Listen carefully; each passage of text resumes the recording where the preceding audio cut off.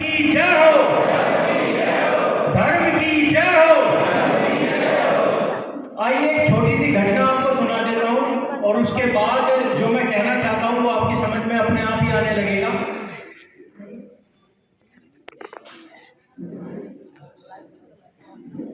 जब मैं शुरू में वैदिक सिद्धांतों से जुड़ा था, आर्य समाज से जुड़ा था, अबोध था, उस समय जब मैं आर्य समाज में जाने लगा तो आर्य समाज के विद्वानों ने एक छोटी सी कहानी मुझे सुनाई यज्ञ के महत्व को लेकर। और कहानी पौराणिक है। एक बार देवताओं और राक्षसों के बीच युद्ध हुआ और उस युद्ध में राक्षसों की विजय हुई, देवताओं को पराजय मिली।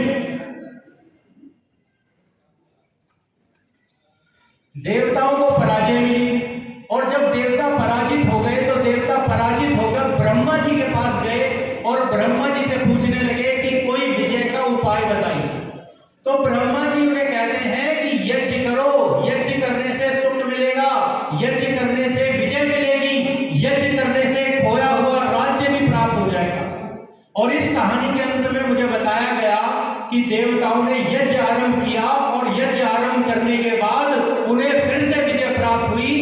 ये कहानी सुनकर मैं घर आ गया, परंतु मेरी समझ में वर्षों तक ये नहीं आया कि यज्ञ करने से कैसे विजय प्राप्त हो जाएगी, यज्ञ करने से इतनी खुशियां, इतना आनंद, इतनी शांति, इतना विजय, ये सब कैसे प्राप्त हो जाएगा। जानते हो इसका कारण क्या था? इसका कारण बस इतना था कि गुलामी के समय में हमारी संस्कृति के संबंध में जो शब्द थे उसकी परिभाषाएं बदल दी गई और आर्य समाज के बीच भी ये लंबे समय तक गलत अवधारणाएं रहीं। वो तो ऋषि दयानंद आए और ऋषि दयानंद के आने के बाद अब जाकर निर्मात्री सभा के द्वारा मुझे फिर से जाकर पता चला कि वो जिस यज्ञ की बात कर रहे थे ब्रह्मा जी, जिस यज्ञ को करने से विजय प्राप्त होती है, वो ये यज्ञ नहीं होता जो हम दैनिक घर में करते हैं, जो लकड़ियां जलाकर, आम की लकड़ियां जलाकर, अग्नि जलाकर और उसके ऊपर घी डालकर करते हैं, ये वो यज्ञ नहीं है। यज्ञ की परिभाषा देते हुए ऋषि दयानंद कहते हैं कि अग्निहोत्र से लेकर अश्वमेध यज्ञ तक जितने भी शिल्प कार्य अर्थात जितने भी क्रिएटिव एक्टिविटी हैं जो समाज के हित के लिए है, वो सभी यज्ञ है। तो फिर वह कौन सा यज्ञ है जिसे करने से फिर से विजय प्राप्त होगी? तो समझ में आया कि ये अग्निहोत्र तो यज्ञों की श्रेणी में सबसे छोटा यज्ञ है। सबसे बड़ा यज्ञ जिसकी बात ऋषि दयानंद करते हैं वह तो अश्वमेध यज्ञ है। और अश्वमेध यज्ञ कहते हैं संसार को शत्रु विहीन करना, और शत्रु विहीन करने के लिए संगठन का निर्माण करना। और संगठन भी कैसा हो? संगठन ऐसा ना हो जो दिन रात गाने गाता हो, सर्वे भवन्तु सुखिनः सर्वे सन्तु निरामया। ऐसा संगठन अश्वमेध यज्ञ नहीं कर सकता। याद रखना, वेदों में ऋषियों ने कहा हमारा संगठन कैसा हो?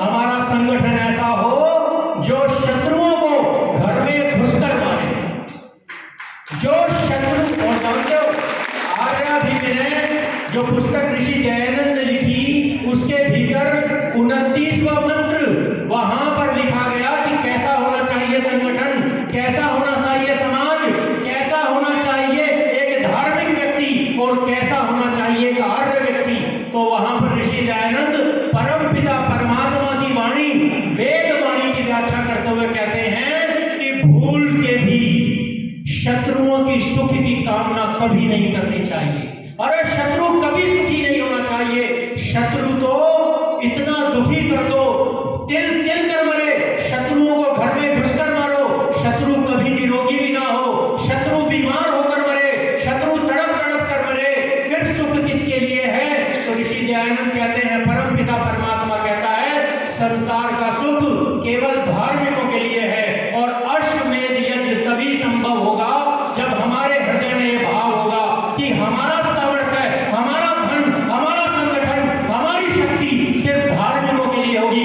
अधर्मियों के लिए हमारे मन में इतना सा भी भाव नहीं होगा, इतनी सी भी भावनाएं हमारे मन में अधर्मियों के लिए नहीं होगी। अधर्मी तिल तिल कर मरे, अधर्मी बुरी मौत मरे, अधर्मी दुखी हो, अधर्मी कभी सुखी ना हो। जब इस भावना के साथ संगठन का निर्माण करते हैं, तब अश्वमेध यज्ञ का आरंभ होता है। और इस यज्ञ के आरंभ को हरिद्वार में हमने लगभग 10 वर्षों से आरंभ किया है। लोगों के हृदय से ये गुलामी की प्रार्थनाएं निकालने का प्रयास निरंतर कर रहे हैं, क्योंकि आज सनातन धर्मी हो या आर्य समाजी हो, सबके मन में एक ही भाव है, सर्वे भवन्तु सुखिनः है। जबकि वेद कहता है, ऋषि दयानंद कहते हैं, धर्म कहता है सभी सुखी नहीं होने चाहिए, सिर्फ धार्मिक ही सुखी होने चाहिए, धार्मिक ही निरोगी होने चाहिए। अगर ये विचारधारा आपके मन में है, अगर ये विचारधारा संसार के किसी भी संगठन में है, चाहे वह आर्य संगठन हो या आर्य समाज से अलग कोई संगठन हो, तो याद रखना अश्वमेध यज्ञ वही कर पाएगा और विजय उसी के जीवन में होगी। तो मैं आपसे जानना चाहता हूं, यहां से जाने के बाद अग्निहोत्र जो हम दैनिक करते हैं वो तो एक अलग चीज है, वो तो करते ही हैं समाज की वातावरण की शुद्धि के लिए। पर मैं जानना चाहता हूं, क्या उस अश्वमेध यज्ञ को करने के लिए हम तैयार हैं, जिसे करने के बाद हमारे जीवन में विजय मिलेगी, हमारे जीवन में सुख मिलेगा, स्वराज्य की स्थापना होगी? क्या उस अश्वमेध यज्ञ को करने के लिए तैयार हैं हम? तो मन में ये भाव कभी नहीं होना चाहिए कि सभी सुखी हो। मन में आज के बाद यहां से जब उठेंगे तो एक ही भाव होना चाहिए कि सिर्फ धार्मिक सुखी हो, सिर्फ आर्य सुखी हो, सिर्फ और सिर्फ वैदिक विद्वान ही सुखी हो, सिर्फ राष्ट्र के लिए कार्य करने वाला ही सुखी हो, हर एक सुखी नहीं हो।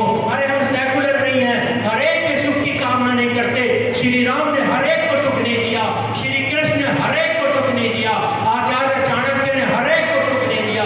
हमारे ऋषियों ने हमें समझाया, वेद के सिद्धांत बताते हुए कहा कि यह संसार सिर्फ आर्यों के लिए है, ये सामर्थ्य, ये सुख, ये शांति, ये आनंद, ये प्रकृति, ये सिर्फ धार्मिकों के लिए है, अन्य के लिए नहीं है। आइए इसी विचारधारा के साथ मेरे साथ मिलकर फिर से